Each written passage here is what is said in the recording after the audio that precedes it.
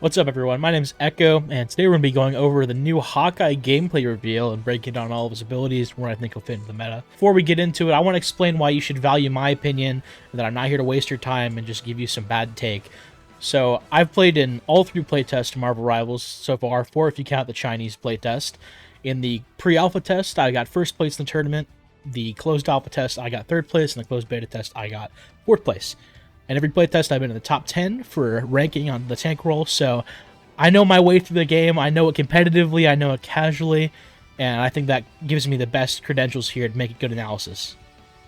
Alright, so let's get right in this. Let's see his gameplay reveal. So obviously he's a duelist, he has a bow, as you'd expect from Hawkeye. He has a one-shot. We'll see how that goes. Okay, he's got an alt fire. Almost one-shots Captain America.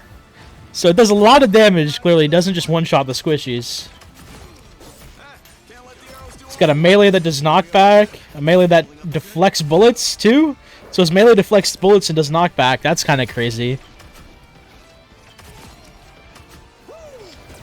Here goes his ultimate. Okay, so his ultimate creates, like, holograms behind the enemy that you can shoot to deal damage, which is kind of crazy.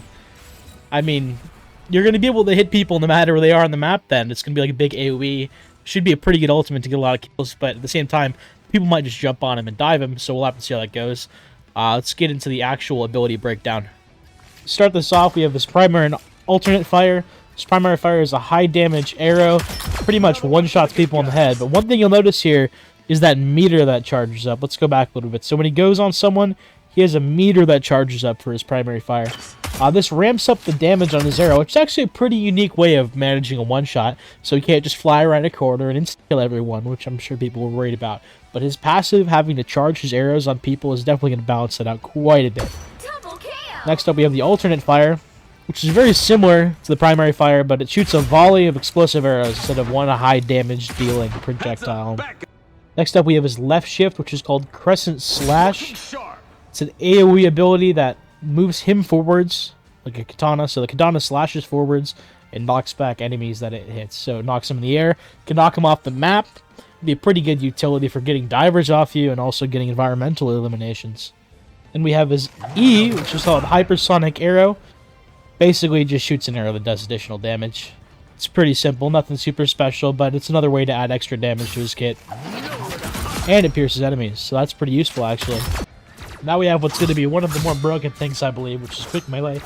It does damage like a melee, but as you notice here, it actually deflects the bullets. So we go back there. The projectiles it hits, deflects them, completely negates them. Some people are going to confuse this to be a reflect, like Genji in Overwatch. It does not bounce back the projectiles, but it does negate them. So that's going to be really good for negating like one-shots from other heroes or any projectiles that can harm him when he gets dove.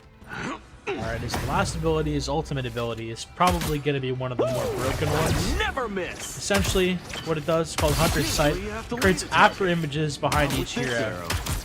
So as you see, when he presses it, it creates that blue holograph behind each hero. And it basically creates an extension of their hitbox. Whenever you shoot that, it does damage to their body, just like the souls for Doctor Strange's ult. That's going to be a very, very powerful ability, as you're not really going to have to aim. It's going to shoot in the general direction and hit him, especially his one shot. That's going to be extremely powerful ability. So basically, what does this mean for the meta? Is Hawkeye going to be good? Is he going to be bad? What do you think? Well, I've got an answer for you.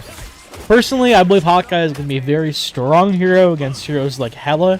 It's finally an answer to that sniper. You'll have someone who can match her range and one-shot her, so hopefully it'll stop her dominance quite a bit here.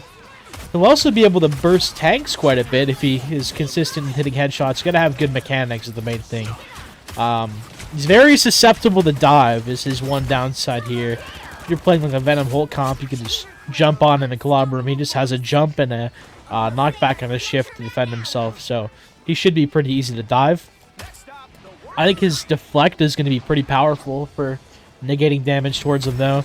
I'd be interested to see if you could deflect an Iron Man ultimate. I hope not, but anything's possible. We don't really know yet. His ultimate, though, does look very good. I can see a scenario where someone, like there's a big group of people, or like they're at a control point, and you just spam arrows at them, and you don't really have to aim at all.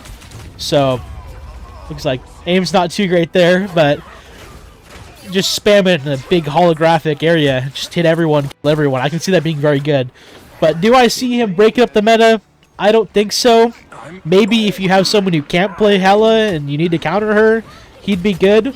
Or if you have really good aim, he'd be good. But he's not an answer to flankers either, since he can't just flick and one-shot them. He has to charge up his passive on top of them. As we saw earlier, he gets a charge that builds up the longer he aims at them. So he's not going to be a counter to flankers. He's going to be susceptible to dive, and he's just not as good at Hela. So in my opinion, he doesn't really have a place in the meta currently, but we'll see what changes they make when the game launches, and when we're actually able to play him, get some good players to play him. Maybe he's actually really good. You never know. But for now, I think he'll be fun in quick play. He might be a good character in competitive, but in pro play, not really going to be utilized. Anyways, that's my analysis of this hero. I think he's a pretty unique design. They made a character that's not like super creative. He's a guy with a bow. And they made him into something that looks quite fun to play. So I can't wait to get my hands on him on December 6th. Make sure to check out my Twitch, Echo_W2. I'll be streaming when the game launches on the 6th for probably 24 hours. Streaming every day. So if you want to see the best Hulk player in the world, get a pro players per second or anything, have any questions, want any coaching, make sure to stop by, and I'll see you guys in the next one.